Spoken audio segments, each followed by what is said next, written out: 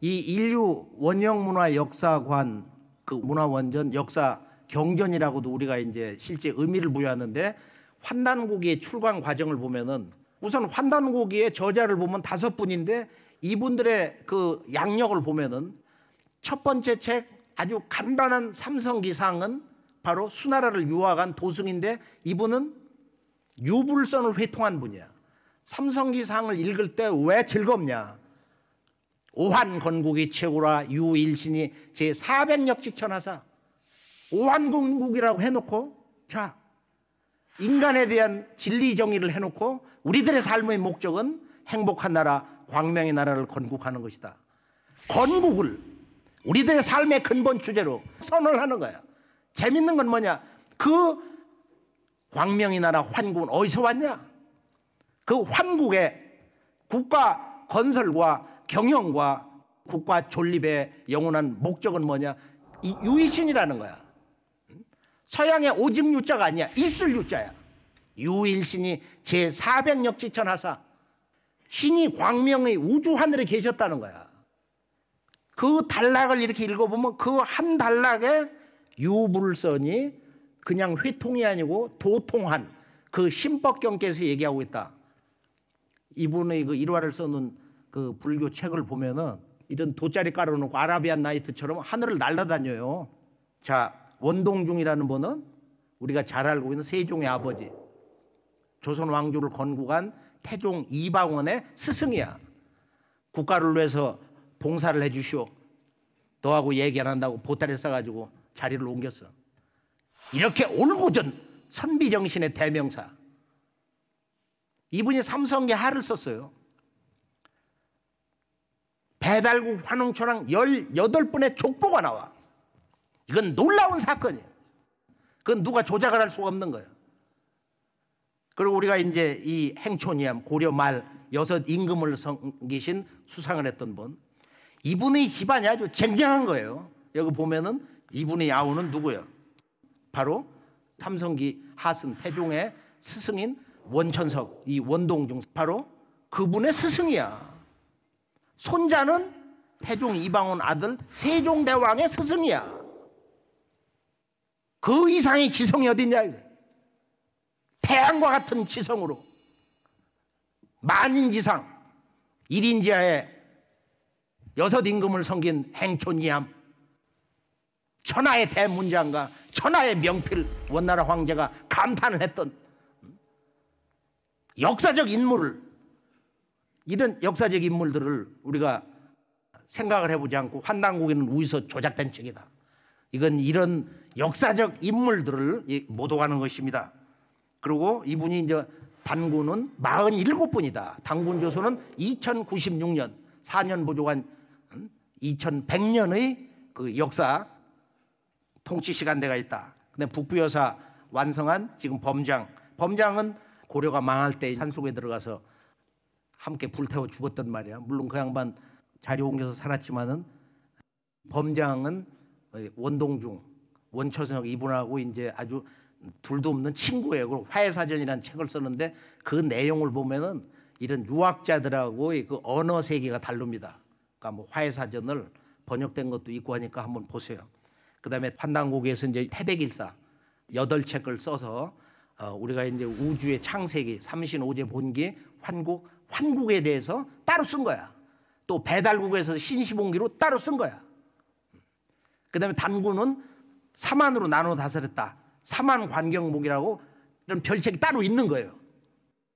그다음에 이제 이 소도경전이라고 그래서 우리의 전통적인 신전, 한국인의 본래의 그 신전에서 어떤 교육을 했냐, 어떻게 천재를 올렸냐, 이게 소도경전 본원이거든. 우리들의 본래 인류 역사 문화의 그 원형을 창조한 한국인 조상들의 본래 그 경전, 국민교육 경전, 그 3대 경전에 대해서 이제 정리를 한 게 있단 말이야. 그러고 나서 이제 우리가 고구려, 그 다음에 후고구려, 발해라고 하지만은 그건 식민사학이나 중화사관의 이제 그런 언어인데, 대진국 그리고 이제 고려.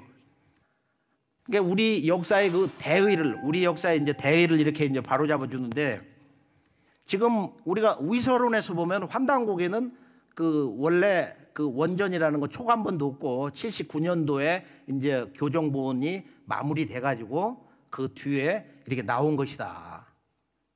이유립이라고 하는 그 한 인물의 창작품이다. 그리고 다 대부분은 조작된 거다. 그래서 이거 이제 마녀 사냥으로 이것은 금서고 말의 죽음의 책이다. 지금 이렇게 되어 있는데 환단고기는 어느 날 갑자기 이 책 한 권이 세상에서 뚝 떨어진 게 아니고 환단고기가 초간본이 이조 왕조가 패망한 그 다음에 1911년에 신내년에 30권 초간본이 나왔는데 이미 13년 전에 서력으로 1898년에 단군세기가 간행이 됐어요. 그 다음에 1899년 광무 3년에 바로 이 태백일사 환단고기의 80%를 차지하는 태백일사가 간행이 됐습니다. 이때 천부경 요해라고 하는 계현수 선생의 책도 이제 간행이 됐는데 그리고 1909년에 책을 가지고 공부를 했던 해학 이익이 그 제자 계현수 선생 이런 분들이 모여가지고 단학회를 조직을 했어요. 단학회. 이 단학회를 알아야 위서론에 대해서 시비를 우리가 바르게 이해를 할 수 있게 됩니다. 1909년에 단학회가 조직돼 가지고 마리산 참성단에 가서 삼신 하느님께 이제 직접 신고를 드린 거야. 그리고 나서 2년 뒤에 초간본 30권이 나왔고 10년 뒤에 이 계현수 선생이 가명극이라고 하는 조선인 그 밀정에게 이제 잡혀가지고 일본 헌병대에서 아주 무참하게 온 뼈마디가 다 부러지고 눈알이 빠지고 마침내 그 저항이 끊어지지 않으니까 일본 헌병들 대칼로 말이야 사지를 잘라가지고 압록강에다가 수장을 시켰습니다. 자 이제 이런 그 비극을 14세 소년 때 직접 현장에서 본 단해 이관집 그 아버지와 더불어서 환단고기를 바로 만주 관전연 배달 의숙 학당에서 공부를 했던 그 소년이 이제 이 환단고기 한 권을 가지고 남쪽으로 탈출하게 됩니다. 이분의 그 연보 우리가 이제 이유립 선생이 1907년에 이제 태어났는데 원래 3살 때 이제 그 어머니 백씨한테 천자문을 배웠다. 환단고기에 나올 때는 5세였습니다.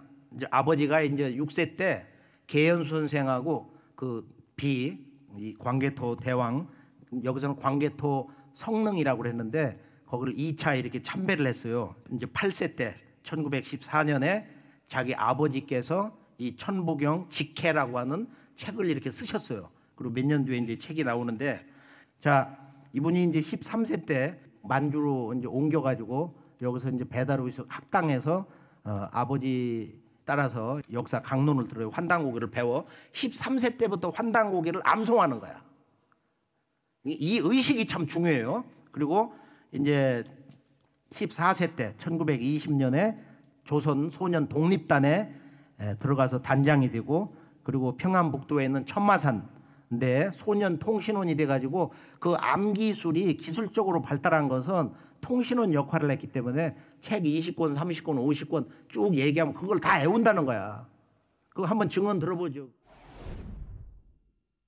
옛날에 계현수 선생이라든가 이기 선생님이라든가 이런 분들이 자기에게 얘기해 줬던 그걸 기억을 해가지고 40권 쪽지를 적어주더라고. 그래 이제 갔더니만 사설하는 분이 지금까지 아무도 보려고 한 사람이 없었는데 이걸 보고자 하는 사람이 도대체 누구냐. 그래가지고 이제 그걸 복사를 다 해왔어요. 저 라면 박스에 한 2박스가 넘어 됐어요. 도대체 선생님 이거 어떻게 딱 기억을 하셨습니까? 독립군들하고 독립군들 사이에 메시지 편지 같은 거 전달하면 이제 헌병단에서 다 뺏기잖아요. 그렇죠. 외워가지고 이제 전달하는 거야. 그게 그 역할을 했던 게 이제 대한독립소년단이라는. 그래서 거기에 이제 단장까지 하셨어요. 그러면서 이제 자기는 거기 외우는 게 이렇게 숙달이 됐다. 그때부터 훈련된 거야. 그러니까 이제 외우는 게. 그리고 24세 때 나라가 망하면서 이제 금식으로 세상을 떠난 해학 이기 선생이 신교육을 배워야 된다. 그렇게 해가지고 이제 그 36 전제라고 하는 여기 보면은 이제 그 364를 조직해가지고 위원장이 되기도 하고 29세 때 삭주의 6.25 청년회 그런 책임자도 하고 32세 때는 동아일보 삭주지국의 책임자도 하고 1941년 해방 4년 전에 늦은 나이 35세에 신매녀 여사와 결혼을 하게 됩니다. 그리고 해방되기 1년 전에 신시 개천경을 발표를 하는데 신시 개천경은 왜 중요하냐면은 이건 나중에 이제 남한에 내려와서 찍었어요. 이 책은 우리 역사의 원형은 어디 있는 거냐? 지금 우리들이 가지고 있는 일반 역사서에서 그건 이제 상공유사의 고조선조인데 상공유사 고조선조를 이분은 어떻게 이해하고 있냐 이거야. 이것을 이해를 해야 이제 이분이 환단곡이라는 책을 어떤 마음으로 가슴에 끌어안고 있는가. 그 우이소론에 대해서 매우 아주 중대한 그 사실 인식을 하는데 하나의 표준이 되기 때문에 이 신시개청의 내용은 조금 이따 보여드리겠어요. 그리고 이제 해방이 되면서 이분이 이제 그 천마산에서 8.15 해방 봉고제를 지내고 그리고 단학회 기관지 태극이라고 하는 잡지를 이제 발행하면서 주관으로 일을 합니다.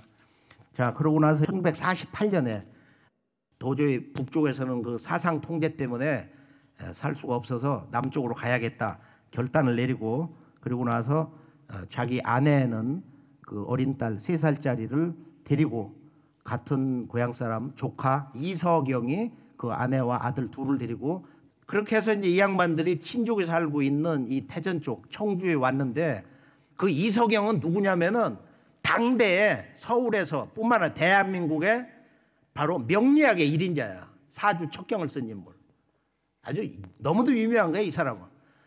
이유립 선생은 만주에 가서 아마 거기 여러 가지 이제 뭐 문헌인이 사람들을 만나서 정리하고 그리고 조금 늦게 이제 뒤에 오는데 이 양반이 이제 내려오다가 그 안내원이 배반을 해가지고 해주 소재의 내무국 보안대에 걸려 들어가가지고 아주 거기서 죽도록 고문받고 아주 사경에도 이제 헤맸다고 그러는데 그래서 거기서 그 도초수는 제자가 있어가지고 선생님 나가시라고 그래가지고 거기서 이제 탈출을 했어요. 4개월 만에. 그 전에 대동보 고성이시 족보를 찍느라고 이 양반이 해방 전에도 이 대전 지역으로 여러 번 왔었다는 거야. 그래서 이제 대전 근교에 신족이 있는데 그분이 대전에서 그 인쇄업을 하던 분이에요. 유명한 이문사 사장인데 제가 이제 이분 그 가게에서 옛날 인쇄물을 30년 전에 여러 번 찍었기 때문에 잘 알고 있어요. 그래서 계룡산 신도안에서 좀 머물다가 이제 청주에서 가족을 찾아 겨울을 보내고 대전으로 옵니다. 그래서 49년도부터는 76년도에 서울로 가기 전에 이분이 근 30년을 대전에서 사셨다고. 그래서 우리 집이 그분이 살던 그 은행동하고 이렇게 멀지 않은 곳인데 제가 10대 때 보면은 그분이 가리방으로 긁어서 학생들을 가르쳤던 그 책자가 우리 집에 여러 권 돌아다녔어요. 그래서 이제 이 1949년도부터 이렇게 대전에서 이렇게 살면서 거기서 가장 먼저 한 일이 뭐냐면 3월 16일 날 강화도 참성단 가가지고 천재를 올린 거야. 자기 아는 사람들하고. 이때 오형기라고 하는 사람이 이 사람이 아주 붓글씨를 잘 써요. 환단국에는 다 이 사람이 붓글씨 쓴 것이거든. 이분이 이제 이유립 선생이 돌아가셨을 때 장례 위원장을 한 사람이야. 그러니까 생애를 함께 한 거예요.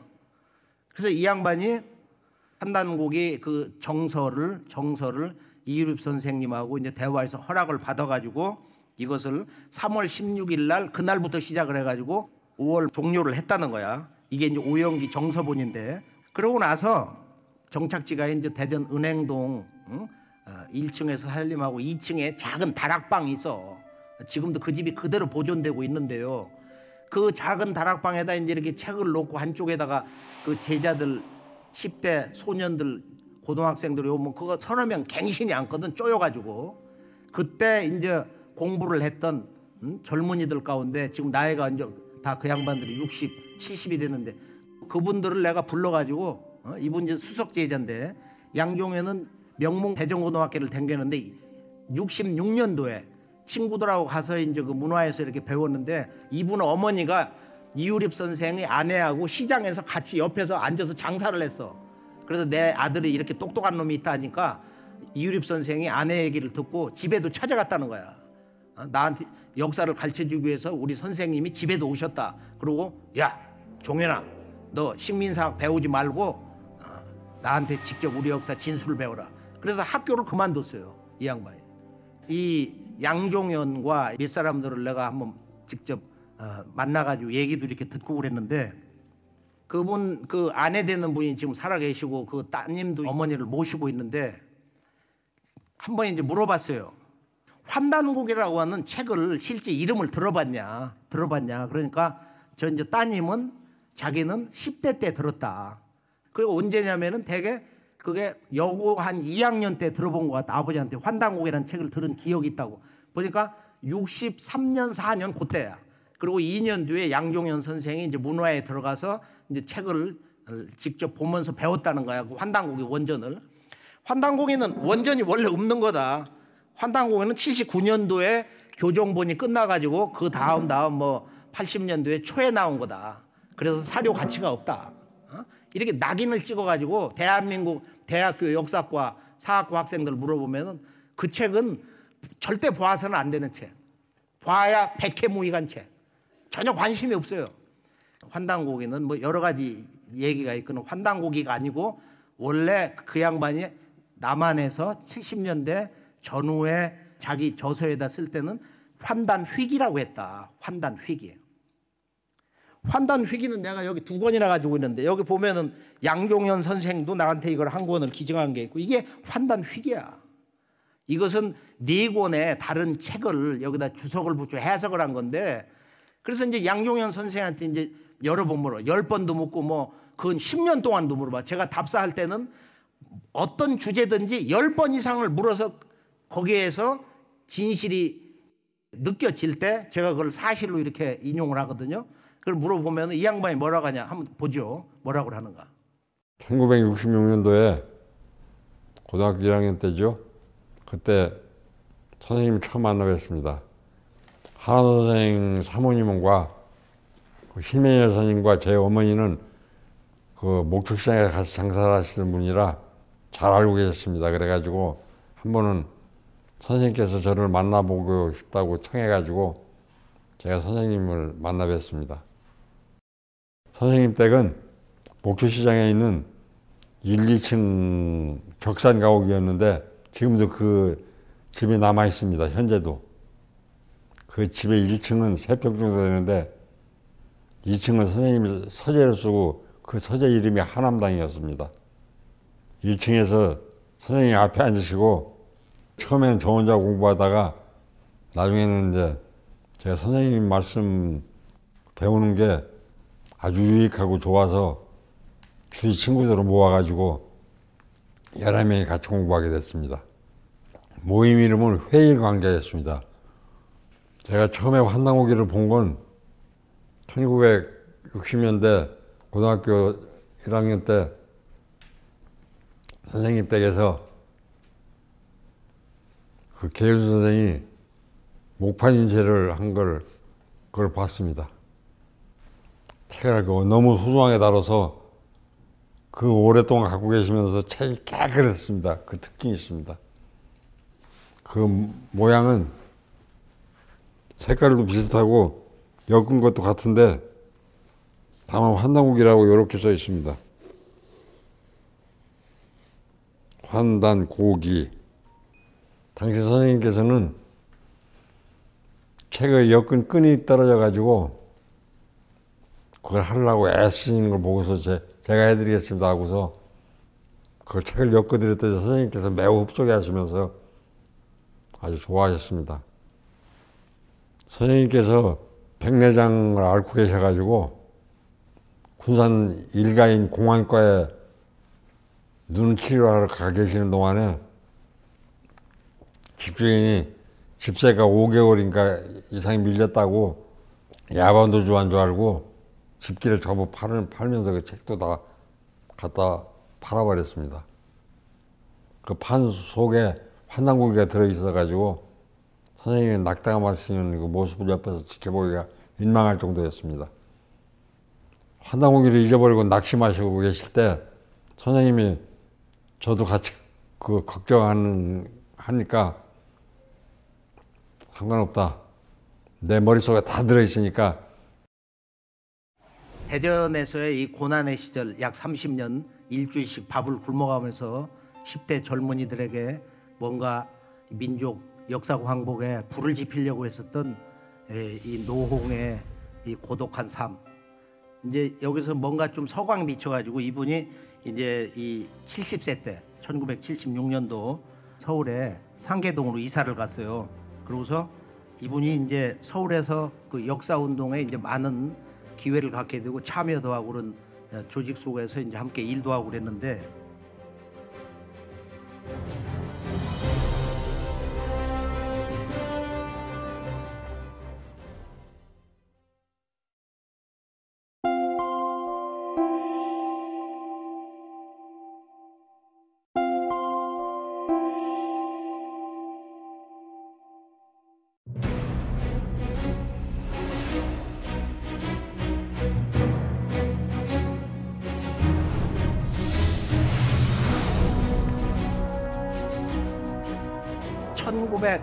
(1979년도에) 이제 환단고기가 세상에 나오는 계기가 되는데 79년도에는 책이 9월 달에 200부가 나왔고 또 12월 달에 100부가 나왔어요.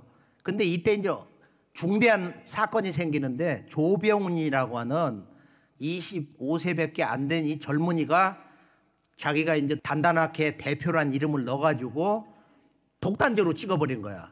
그렇게 해서 이 이유립 선생님이 아마 자기 인생 일대에서 마지막 노년기에 되게 배신도 느끼고 그러면서 이제 그 책이 1차 때 찍은 책이 서점에 나갔다고 그러는데 당장 수거라고 대노를 하셔가지고 그때 70권이 수거가 됐다는 거야. 그런데 그때 광호 이해사에서 찍었는데 그 박기엽 사장님이 그때 돈으로 기와집 한 책값이 들어갔다. 자기가 그런 대의 명분을 가지고 특별히 4개의 다른 사설을 찍었는데 그중 하나가 뭐냐면은 임금님들이 보는 식의 이런 대형판 환단고기를 찍었어요. 이게 이제 그 책인데 제가 이걸 샀습니다.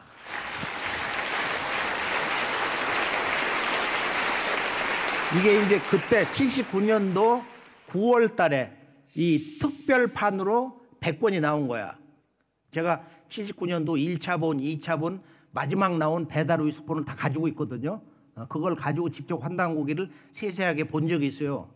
근데 이제 이 이유립 선생 입장에서는 야, 지금 이 책이 이렇게 무책임하게 나왔다.